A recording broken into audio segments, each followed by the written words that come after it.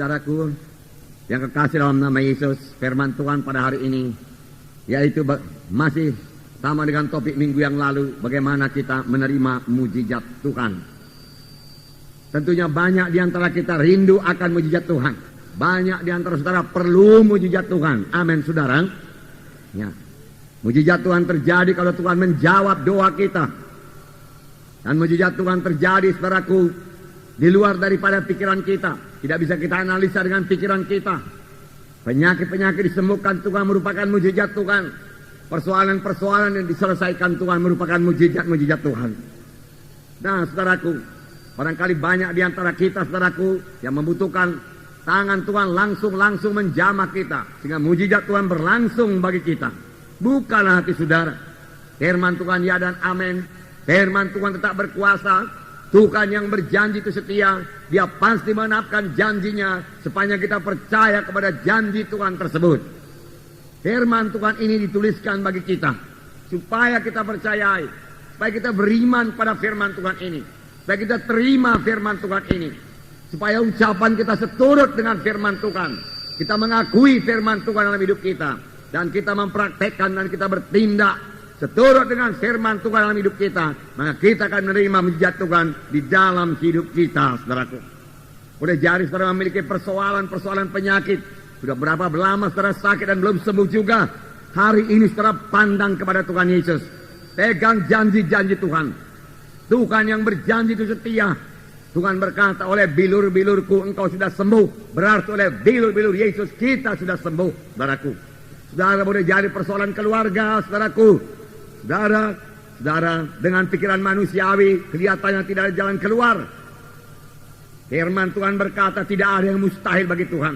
Tuhan memiliki jalan keluar yang sangat bijaksana. Bersandarlah kepadanya, memandanglah kepadanya, percayalah, mohon hikmat daripada Tuhan. Maka Tuhan akan memberikan jalan keluar atas persoalan saudara.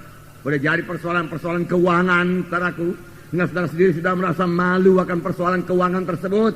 Saudara mohon lagi pertolongan Tuhan, mohon hikmat daripada Tuhan. Apa yang saudara perbuat, Tuhan akan memberikan jalan keluar, saudaraku, atau persoalan-persoalan lain yang secara manusiawi sudah rasanya tidak mungkin buat diselesaikan. Tuhan kita mempunyai mujizat. Saudara, pekerjaan Tuhan itu ajaib adanya. Kelahirannya ajaib, perkandungannya ajaib, saudaraku. Pelayanannya ajaib. Dan sampai sekarang dia masih melayani. Dia tidak berpangku tangan. Dia masih mendengarkan doa kita. Dia masih menjawab doa kita, saudaraku. Pelayanannya ajaib. Kematiannya ajaib, saudaraku. Kebangkitan dari kematian ajaib. Kenaikannya ke sorga ajaib. Dan dari sorga dia melayani dan mencurahkan Roh Kudus juga ajaib. Semua tidak bisa diterangkan dengan akal manusia. Itulah dia Tuhan kita, Tuhan Yesus. Tuhan yang hidup, Tuhan yang ajaib. Tuhan yang berkuasa. Tidak ada kuasa yang lebih besar daripada kuasa Tuhan Yesus, saudaraku. Nah, saudaraku, hari ini buka hati saudara. Terima firman Tuhan ini. Percayai mujizat Tuhan terjadi dalam hidup saudara. Karena firman Tuhan telah dengarkan pada hari ini adalah firman Tuhan yang tidak berubah, saudaraku. Banyak orang telah menerima mujizat Tuhan. Dari kesaksian-kesaksian tiap-tiap minggu dalam berita iman, saudara melihat bagaimana kuasa Tuhan bekerja dalam hidupnya. Bagaimana Tuhan mengobatkan hidupnya. Tidak terkecuali bagi saudara juga yang membutuhkan mujizat Tuhan pada hari ini. Kita akan membaca Yosua pasal 6 ayat 1 sampai 20. Ini sambungan dari Yosua pasal 3 yang kita baca minggu yang lalu. Bukalah Alkitab saudara, Yosua pasal 6 ayat 1 sampai 20. Kita baca bersama-sama. Dalam pada itu, Jericho telah menutup pintu gerbangnya. Telah tertutup kota itu karena orang Israel. Tidak ada orang keluar atau masuk. Berfirmanlah Tuhan kepada Yosua, ketahuilah, aku serahkan ke tanganmu Jericho ini beserta rajanya dan pahlawan-pahlawannya yang gagah perkasa. Haruslah kamu mengelilingi kota itu, yaitu semua prajurit harus mengedari kota itu sekali saja. Demikianlah harus engkau perbuat 6 hari lamanya. Dan 7 orang imam harus membawa 7 sangkakala tanduk domba dengan tabut. Tetapi pada hari yang ke-7, 7 kali kamu harus mengelilingi kota itu, sedang para imam meniup sangkakala. Apabila sangkakala tanduk domba itu panjang bunyinya, dan kamu mendengar bunyi sangkakala itu, maka haruslah seluruh bangsa bersorak dengan sorak yang nyaring, maka tembok kota itu akan runtuh. Lalu bangsa itu harus memanjatnya masing-masing langsung ke depan. Kemudian Yosua bin Nun memanggil para imam dan berkata kepada mereka, angkatlah tabut perjanjian itu, dan 7 orang imam harus membawa 7 sangkakala tanduk domba di depan tabut Tuhan. Dan kepada bangsa itu dikatakannya, majulah, kelilingilah kota itu, dan orang-orangnya bersenjata harus berjalan di depan tabut Tuhan. Segera sesudah Yosua berkata kepada bangsa itu, maka berjalanlah maju ke 7 orang imam yang membawa seluruh sangkakala tanduk domba itu di hadapan Tuhan. Lalu mereka meniup sangkakala, sedang tabut perjanjian Tuhan mengikut mereka. Dan orang-orang bersenjata berjalan di depan para imam yang meniup sangkakala, dan barisan penutup pengikut tabut itu, sedang sangkakala terus-menerus ditiup. Tetapi Yosua telah memerintahkan kepada bangsa itu demikian, janganlah bersorak dan janganlah perdengarkan suaramu, sepada kata pun janganlah keluar dari mulutmu, sampai pada hari aku mengatakan kepadamu bersoraklah, maka kamu harus bersorak. Demikianlah tabut Tuhan mengelilingi kota itu, mengedarinya sekali saja. Kemudian kembalilah mereka ke tempat perkemahan dan bermalam di tempat perkemahan itu. Keesokan harinya Yosua bangun pagi-pagi, lalu para imam mengangkat tabut Tuhan. Maka berjalanlah juga ke 7 orang imam yang membawa ke 7 sangkakala tanduk domba itu di depan tabut Tuhan. Sambil berjalan mereka meniup sangkakala, sedang orang-orang bersenjata berjalan di depan mereka, dan barisan penutup mengikut tabut Tuhan, sementara sangkakala terus-menerus ditiup. Demikianlah pada hari yang kedua mereka mengelilingi kota itu sekali saja, lalu pulang ke tempat perkemahan. Dan begitulah dilakukan mereka selama 6 hari lamanya. Tetapi pada hari yang ke-7 mereka bangun pagi-pagi ketika fajar menyingsing dan mengelilingi kota 7 kali dengan cara yang sama. Hanya pada hari itu mereka mengelilingi kota itu 7 kali. Lalu pada ke-7 kalinya, ketika para imam meniup sangkakala, berkatalah Yosua kepada bangsa itu, bersoraklah, sebab Tuhan telah menyerahkan kota ini kepadamu. Dan kota ini dengan segala isinya akan dikhususkan bagi Tuhan untuk dimusnahkan. Hanya Rahab perempuan sundal itu akan tetap hidup, ia dengan semua orang yang bersama-sama dengan dia dalam rumah itu, karena ia telah menyembunyikan orang suruhan yang kita suruh. Tetapi kamu ini jagalah dirimu terhadap barang-barang yang dikhususkan untuk dimusnahkan, supaya jangan kamu mengambil sesuatu dari barang-barang yang dikhususkan itu setelah mengkhususkannya, dan dengan demikian membawa kemusnahan atas perkemahan orang Israel dan mencelakakannya. Segala emas dan perak serta barang-barang tembaga dan besi adalah kudus bagi Tuhan. Semuanya itu akan dimasukkan ke dalam perbendaharaan Tuhan. Lalu bersoraklah bangsa itu, sedang sangkakala ditiup. Segera sesudah bangsa itu mendengar bunyi sangkakala, bersoraklah mereka dengan sorak yang nyaring. Maka runtuhlah tembok itu, lalu mereka memanjat masing-masing ke dalam kota, masing-masing langsung ke depan dan merebut kota itu. Luar biasa mujizat Tuhan, saudaraku. Luar biasa. Nah, firman Tuhan di sini dikatakan, berfirmanlah Tuhan kepada Yosua, ketahuilah aku telah menyerahkan Yeriko ke dalam tanganmu beserta dengan rajanya dan pahlawan-pahlawannya. Ini terjemahan dalam bahasa Inggris. Dalam bahasa Inggris dipakai perkataan, aku telah menyerahkan Yeriko dengan rajanya dan pahlawan-pahlawannya dalam tanganmu. Padahal saudaraku, Yosua masih di luar daripada Yeriko. Orang Israel masih berada di luar Yeriko. Mereka masih berbaris-baris di luar Yeriko. Yeriko tertutup pintunya. Yeriko memiliki benteng yang besar, benteng yang teguh, benteng yang tinggi. Saudara, jadi menurut pikiran manusia, saudaraku, seperti laporan daripada 10 pengintai itu, bentengnya sampai ke langit dan tidak bisa mengalahkannya, itu benar. Tetapi kali ini, saudaraku, bangsa Israel maju dengan iman. Kali ini mereka maju dengan memegang perjanjian Tuhan. Tuhan berkata, benteng Yeriko telah aku serahkan kepadamu. Tuhan berkata, dan mereka mempercayai apa yang dikatakan Tuhan. Meskipun saudaraku, menurut cara berpikir manusiawi saudaraku, hal itu saudaraku mustahil adanya saudaraku. Tetapi Tuhan berkata, aku telah menyerahkan Yeriko kepadamu. Aku telah memberikannya kepadamu. Milikilah. Beginilah caranya kamu memilikinya. Dan Tuhan menerangkan bagaimana caranya mereka memiliki kota Yeriko itu saudaraku. Tapi secara lahiriah, mereka masih berada di luar Yeriko. Benteng Yeriko masih tertutup, saudaraku. Gerbangnya dikunci, serdadu-serdadunya siap bertempur. Tetapi inilah dia cara Allah bekerja, saudara. Biarlah kita mempercayainya. Saudara, Tuhan selalu menghitungkan firman-Nya sudah genap bagi kita. Dan memang sudah genap bagi kita. Firman Tuhan juga berkata dalam perjanjian baru misalnya, oleh bilur-bilur Yesus kamu telah sembuh. Selalu Tuhan memakai perkataan sudah. Oleh bilur-bilur Yesus kamu sudah sembuh.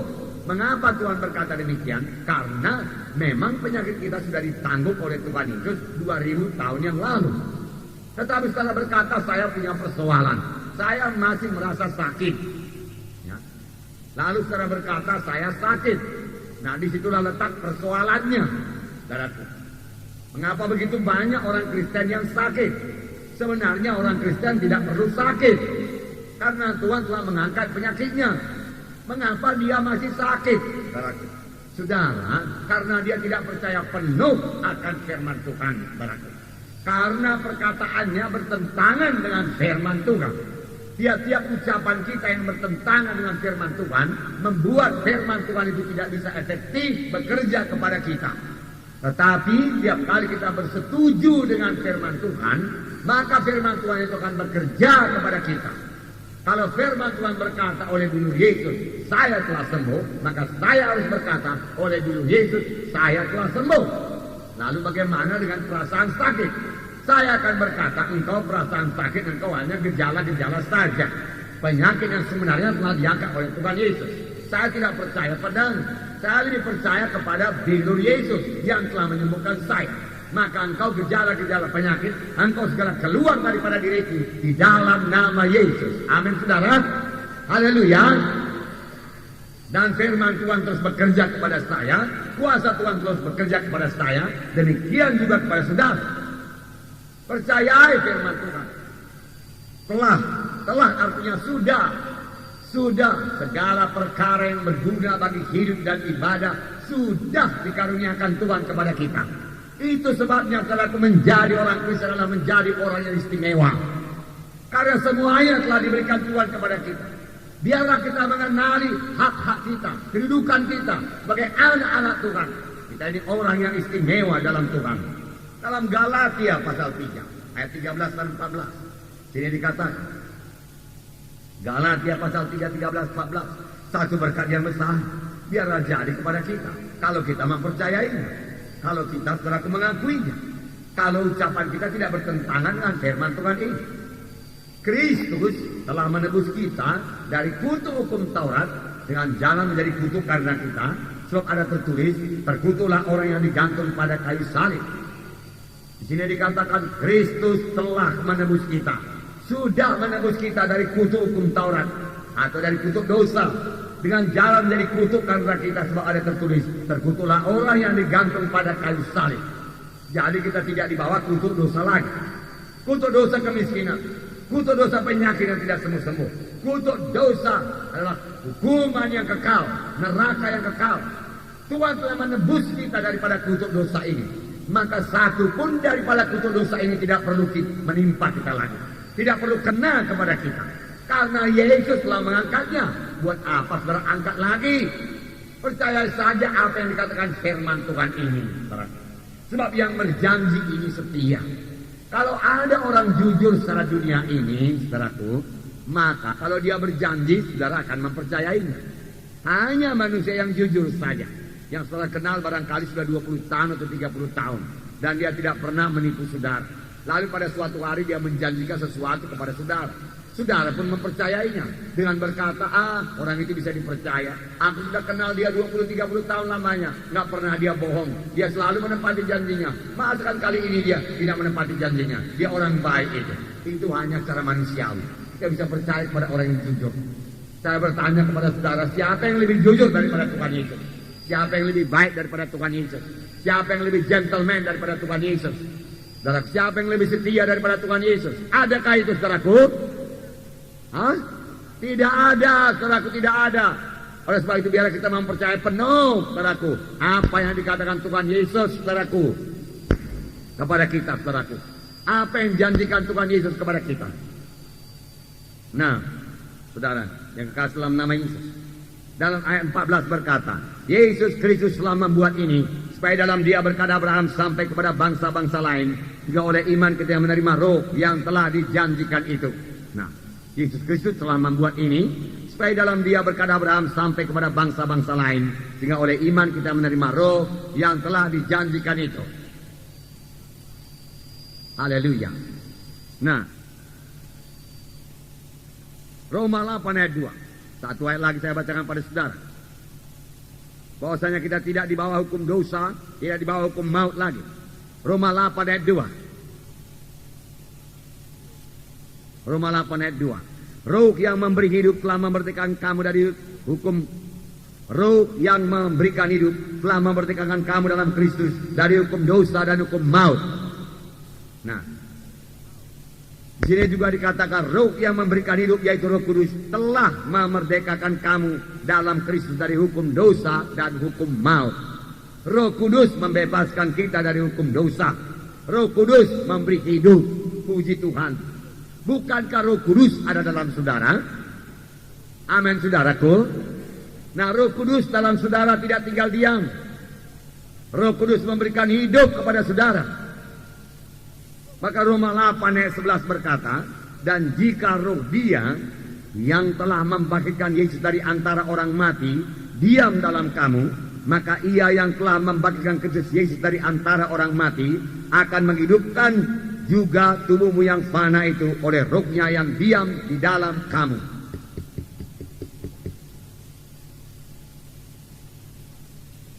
Nah, jadi roh Dia atau Roh Kudus membangkitkan Yesus dari antara orang mati diam dalam kamu, maka Ia yang telah membangkitkan Kristus Yesus dari antara orang mati akan menghidupkan juga tubuhmu yang fana oleh rohnya yang diam dalam kamu.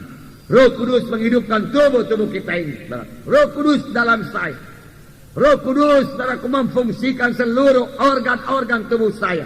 Demikian Roh Kudus menghidupkan seluruh anggota tubuh saudara. Amin. Haleluya.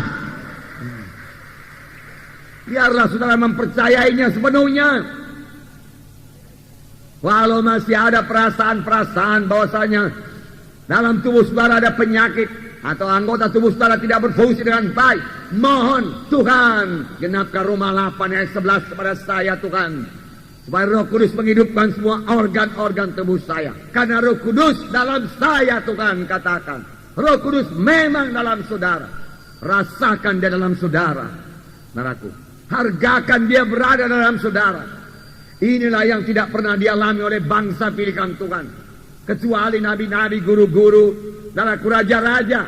Mereka memiliki roh Tuhan dalam dia. Tapi yang lain tidak memiliki roh Tuhan. Dan roh Tuhan dalam dia itu membuat perkara yang luar biasa dalam hidupnya. Menyanggupkan dia, saudaraku, untuk melayani, saudaraku. Nah, saudaraku yang kasih dalam nama Yesus. Di sini dikatakan roh yang memberi hidup. Memang dia memberi hidup. Bukan hanya hidup di dunia ini. Roh Kudus memberikan hidup yang kekal. Amin, saudara. Nah, telah memerdekakan kamu dalam Kristus dari hukum dosa dan hukum maut. Puji Tuhan, saudaraku. Nah, inilah milik kita sekarang. Dan firman Tuhan, Roh Kudus yang ada dalam kita itu lebih besar daripada roh manapun juga. Oleh sebab itu setiap anak-anak Tuhan harus jadi pemenang. Saudara jadi pemenang. Dan boleh mengalami mujizat Tuhan dalam hidup saudara. Jadi pada hari ini buka hati saudara. Semua kita boleh mengalami mujizat Tuhan. Kuasa Tuhan dalam hidup kita. Terima dengan iman. Dalam Ibrani 11 ayat 6 dikatakan tanpa iman mustahil. Tetapi dengan iman apa yang tidak ada menjadi ada. Dengan iman saudaraku, apa yang tidak ada menjadi ada. Dalam Roma 4 ayat 17 saya membacakan pada saudara. Roma 4 ayat 17. Seperti ada tertulis, engkau telah kutetapkan menjadi bapa banyak bangsa di hadapan Allah yang kepadanya ia percaya, yaitu Allah yang menghidupkan orang mati dan yang menjadikan dengan firman-Nya apa yang tidak ada menjadi ada. Sini dikatakan engkau telah kutetapkan menjadi bapa banyak bangsa di hadapan Allah yang kepadanya ia percaya, yaitu Allah yang menghidupkan orang mati dan yang menjadikan dengan firman-Nya apa yang tidak ada menjadi ada. Menjadikan dengan firman-Nya apa yang tidak ada menjadi ada. Sepanjang kita mempercayainya, sepanjang kita saudaraku beriman pada firman Tuhan tersebut, tidak ada kesembuhan menjadi ada kesembuhan. Tidak ada kekuatan menjadi ada kekuatan. Tidak ada berkat menjadi ada berkat. Itulah dia Tuhan kita yang menjadikan apa yang tidak ada menjadi ada. Abraham yang tidak punya anak menjadi mempunyai anak. Karena dia percaya kepada janji Tuhan. Meskipun menurut pikirannya hal itu sudah tidak mungkin. Dia mengetahui, dia tahu rahim Sarah sudah tertutup. Dia tahu dia sudah tua. Tetapi terhadap janji Allah ia tidak bimbang karena ketidakpercayaan. Dia percaya kepada janji Allah. Maka Tuhan berkata, karena kepercayaanmu itu begitu besar, maka itu kuhitungkan jadi kebenaran. Maka apa yang tidak ada menjadi ada. Tidak ada anak menjadi ada anak. Amin, saudaraku. Haleluya. Itulah dia Tuhan kita. Kita boleh mengalami mujizat Tuhan. Memang menurut pikiran manusia, saudaraku, perintah Tuhan ini, saudaraku, nampaknya tidak masuk akal.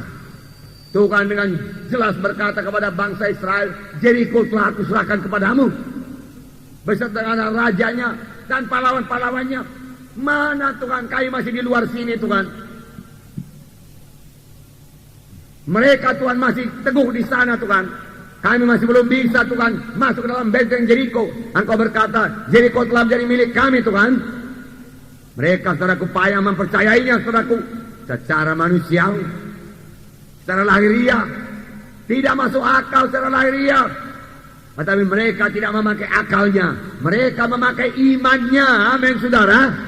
Mereka percaya kepada apa yang disabdakan Tuhan, saudaraku. Nah, puji Tuhan, saudaraku. Apa yang dikatakan Tuhan dalam Yosua pasal 6 ayat 5 lebih aneh lagi, saudaraku, perintah Tuhan. Yosua pasal 6 ayat 5. Saya bacakan pada saudara. Yosua pasal 6 ayat 5. Apabila sangkakala tanduk domba itu panjang bunyinya, dan kamu mendengar bunyi sangkakala itu, maka haruslah seluruh bangsa bersorak dengan sorak yang nyaring, maka tembok kota itu akan roboh, lalu bangsa itu harus memanjatnya masing-masing langsung ke depan. Nah, jadi perintah Tuhan ini, saudaraku, enggak masuk di akal. Cara Tuhan bekerja, saudaraku, tidak seperti cara manusia bekerja, saudaraku. Ya, Tuhan berkata, kelilingilah kota itu, kemudian tiuplah sangkakala, dia katakan, dan seluruh bangsa itu bersorak, maka tembok itu akan roboh. Nah, ayat 10 berkata, tetapi Yosua telah memerintahkan kepada bangsa itu demikian, janganlah bersorak dan janganlah perdengarkan suaramu. Sepatah kata pun janganlah keluar dari mulutmu, sampai pada hari aku mengatakan kepadamu bersoraklah, maka kamu harus bersorak. Ayat 15 saya bacakan. Haleluya, saudaraku. Ayat 15. Tetapi pada hari yang ketujuh, mereka bangun pagi-pagi ketika fajar menyingsing, mengelilingi kota 7 kali dengan cara yang sama. Hanya pada hari itu mereka mengelilingi kota itu 7 kali. Lalu pada ke-7 kalinya ketika para imam meniup sangkakala, berkatalah Yosua kepada bangsa itu, bersoraklah, sebab Tuhan telah menyerahkan kota itu kepadamu. Haleluya. Nah, nyatanya saudaraku, Jericho roboh, saudaraku. Di dalam ayat 20 dikatakan, lalu bersoraklah bangsa itu, sedang sangkakala ditiup. Segera sesudah bangsa itu mendekat, mendengar bunyi sangkakala, bersoraklah mereka dengan sorak yang nyaring. Maka runtuhlah tembok itu, lalu mereka memanjat masuk ke dalam kota, masing-masing langsung ke depan merebut kota itu. Amin, saudara. Ya, mujizat Tuhan berlangsung, saudaraku, di sini, saudaraku. Tembok Jericho roboh, puji Tuhan, saudaraku. Nah, saudaraku yang kasih dalam nama Yesus, lalu, saudaraku, perintah Tuhan ini bertentangan dengan akal manusia. Boleh jadi, saudaraku, bangsa Israel, saudaraku, berkata, Yosua, apa yang dikatakan Tuhan itu nggak masuk di akal. Bagaimana Jericho bisa roboh dengan dikelilingi saja? Tidak mungkin, Yosua tidak mungkin. Tapi Yosua percaya kepada Tuhan. Yosua saudaraku memandang kepada Tuhan Yesus. Yosua melaksanakan perintah Tuhan. Yosua mengasihi Tuhan. Yosua mengasihi bangsa Israel. Membawa bangsa Israel sampai kepada tanah perjanjian, tanah Kanaan. Tapi di depannya terbentang saudaraku benteng yang kuat, benteng Jericho. Tetapi itu tidak menggentarkan Yosua. Yosua tahu Tuhan yang hidup. Yosua tahu kuasa Tuhan tidak berubah. Yosua tahu supaya dia percaya kepada firman Tuhan, percaya kepada janji Tuhan, mujizat Tuhan pasti terjadi, saudaraku. Nah, saudara, dan memang terjadi. Jericho roboh dan bangsa itu masuk dan menduduki Jericho, saudaraku, seturut dengan firman Tuhan. Saudara yang kekasih dalam nama Yesus. Kerap kali juga, saudaraku, dalam mendengarkan firman Tuhan, kita berkata mustahil. Bagaimana saya bisa sembuh? Bagaimana saya bisa sembuh? Dokter mengatakan saya ini sakit. Pemeriksaan dokter berkata saya ini sakit. Bagaimana saya bisa sembuh? Saudara, firman Tuhan tetap tidak berubah. Oleh bilur-bilur Yesus kamu telah sembuh. Firman Tuhan berkata. Mari kita pegang firman Tuhan. Walaupun perasaan masih terasa sakit, saudara. Saudara yang kekasih dalam nama Yesus. Dalam Markus 11 ayat 24. Saya membacakan pada saudara. Karena itu aku berkata kepadamu, apa saja yang kamu minta dan doakan, percayalah bahwa kamu telah menerimanya, maka hal itu akan diberikan kepadamu. Sekali lagi, karena itu aku berkata kepadamu, apa saja yang kamu minta dan doakan, percayalah bahwa kamu telah menerimanya, maka hal itu akan diberikan kepadamu. Percayalah bahwa kamu telah menerimanya sebelum kamu menerimanya, maka hal itu akan diberikan kepadamu. Ini janji Tuhan, saudaraku.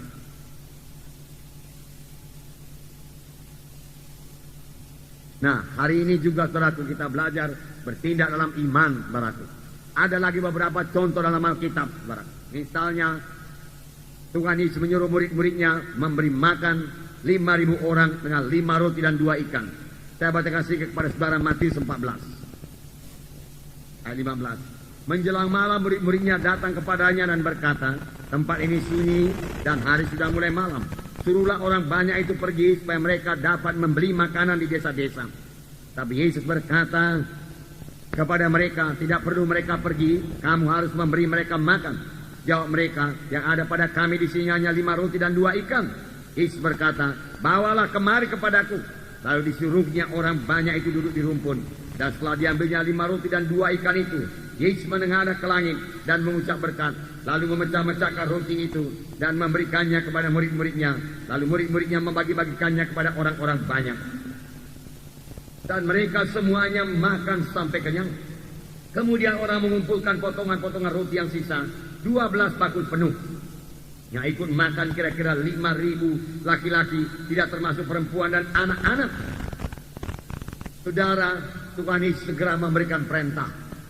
Tuhan Yesus berkata, beri mereka makan. Jumlahnya 5.000 orang laki-laki, belum perempuan dan anak-anak. Dan mereka tidak punya roti. Inilah dia persoalannya. Orang banyak juga tidak punya roti. Murid-murid sudah siap sedia mengatakan, suruh saja mereka pulang, Tuhan. Tapi Tuhan berkata, beri mereka roti. Pikiran mereka berkata, bagaimana Tuhan memberikan mereka roti? 5.000 orang laki-laki, belum perempuan dan anak-anak. Mustahil, Tuhan, mustahil. Jadi Petrus datang kepada Andreas. Andreas, berapa uangmu? Dia katakan, wah, tidak ada, dia katakan. Berapa banyak roti yang ada padamu? Roti juga tidak ada. Cuma dia berkata, di sini ada seorang budak yang punya 5 roti dan 2 ikan. Tak apa gunanya buat 5.000 orang itu. Lupakan sajalah itu. Lupakan sajalah memberi makan orang banyak itu. Kasih tahulah kepada Tuhan Yesus. Dan mereka menyuruh orang banyak itu pulang. Terlalu banyak buat diberi makan. Tidak mungkin, tidak mungkin, tidak mungkin. Inilah dia cara berpikir yang manusiawi. Tetapi Tuhan Yesus, saudaraku, tidak pernah mundur daripada perkataannya. Dia tahu apa yang dia katakan. Dia katakan beri makan, kita beri makan. seorang budak di sini Tuhan ada memiliki 5 roti dan 2 ikan. Tuhan Yesus berkata, bawalah dia kepada aku. 5 roti Tuhan, 2 ikan Tuhan, 5.000 orang makan Tuhan, mustahil Tuhan. Tidak mungkin Tuhan. Tapi kepada Tuhan Yesus tidak ada perkara yang tidak mungkin. Tuhan Yesus berkata, suruh mereka duduk. Tuhan Yesus berkata, suruh mereka berdoa. Dan Tuhan Yesus berdoa. Kemudian Tuhan Yesus memecah-mecahkan roti itu, memecah-mecahkan roti itu, memecah-mecahkan roti itu. Kemudian menyuruh membagikannya kepada kelompok semua. Dan semuanya makan. Masih bersisa. Setelah semuanya kenyang. 5.000 orang laki-laki. Belum perempuan dan anak-anak. Semuanya kenyang. Dan masih sisa lagi 12 bakul. Inilah dia mujizat Tuhan. Mujizat masih berlangsung. Amin saudaraku. Marilah kita percaya mujizat Tuhan. Jangan batasi kuasa Tuhan. Satu contoh lagi saudaraku. Dalam Lukas pasal 5. Lukas pasal 5. Saya baca mulai ayat 1. Pada suatu kali Yesus berdiri di pantai Danau Genesaret. Sedang orang banyak mengerumuni dia hendak mendengarkan firman Allah. Dia melihat 2 perahu di tepi pantai. Nelayan-nelayan telah turun dan sedang membasuh jalannya. Dia naik ke dalam salah satu perahu itu, yaitu perahu Simon, dan menyuruh dia supaya menolakkan perahunya sedikit jauh dari pantai. Lalu ia duduk dan mengajar orang banyak dari atas perahu. Setelah selesai berbicara, ia berkata kepada Simon, bertolaklah ke tempat yang dalam dan tebarkanlah jalanmu untuk menangkap ikan. Simon menjawab, Guru, telah sepanjang malam kami bekerja keras dan kami tidak mendapat apa-apa. Tetapi karena engkau menyuruhnya, aku akan menebarkan jala juga. Setelah mereka melakukannya, mereka menangkap jumlah besar ikan dan jala mereka mulai koyak. Nah, sekarang Petrus berdiri di pantai. Hari waktu itu pagi hari. Petrus sepanjang malam telah bekerja, tetapi tidak seekor ikan pun dapat. Petrus sangat membutuhkan ikan, tapi ikan tidak dapat. Petrus sudah capek, tetapi perahu kosong. Petrus butuh ikan, Petrus butuh uang, tapi ikan tidak dapat. Boleh jadi ada persoalan kita seperti ini, saudaraku. Kita butuh uang, tapi uang tidak ada. Kita kerja, tapi tidak berhasil. Sampai Yesus datang. Dan Yesus datang tidak terus memberi berkat. Yesus datang malah meminta perahu Petrus. Itulah milik Petrus satu-satunya. Petrus sebenarnya sudah capek. Petrus mau pulang ke rumah. Dia mau istirahat tidur, saudaraku. Nanti malam carikan lagi. Tetapi Tuhan berkata, Petrus, boleh aku pinjam perahumu? Boleh aku pinjam perahumu? Petrus berkata, silakan Tuhan. Lalu Tuhan memakai perahu Petrus.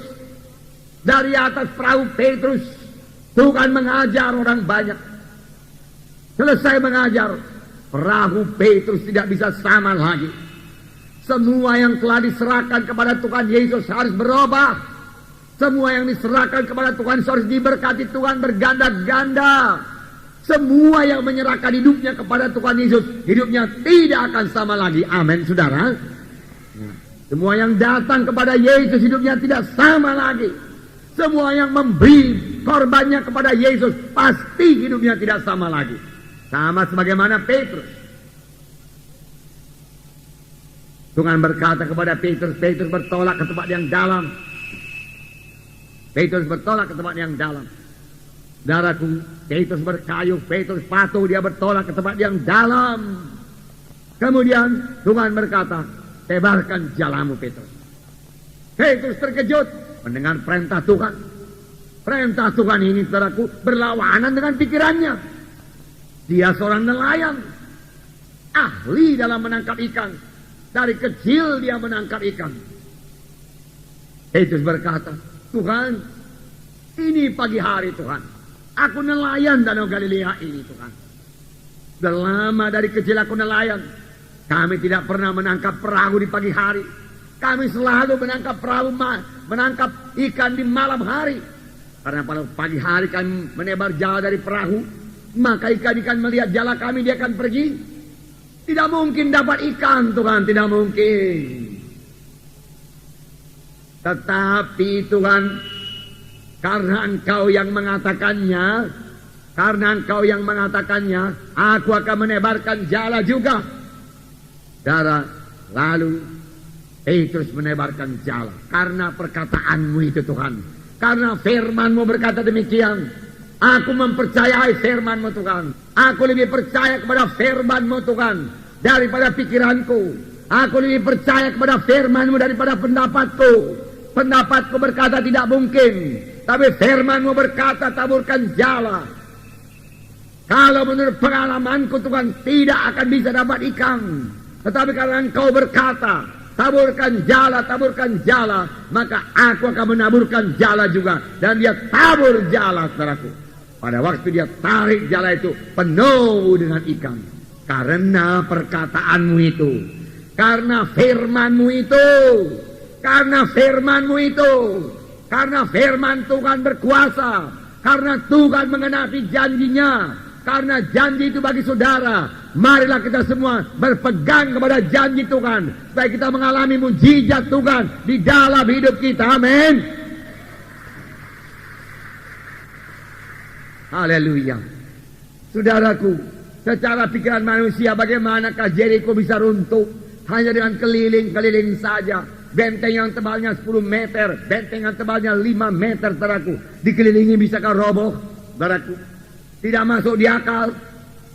Tetapi Yosua percaya kepada firman Tuhan. Bangsa Israel percaya kepada firman Tuhan. Yang meruntuhkan Jericho itu bukanlah nyanyian mereka, saudaraku. Bukanlah, saudaraku, sorakan mereka. Tetapi yang meruntuhkan Jericho itu adalah iman mereka. Amin, saudaraku. Sama sebagaimana imanmu jadi padamu, firman Tuhan berkata. Tuhan Yesus berkata kepada seorang perempuan yang sakit 12 tahun, hai anakku, imanmu telah menyembuhkan engkau. Imanmu telah menyembuhkan engkau. Sama sebagaimana imanmu, jadilah padamu. Marilah kita miliki iman. Amin, saudara.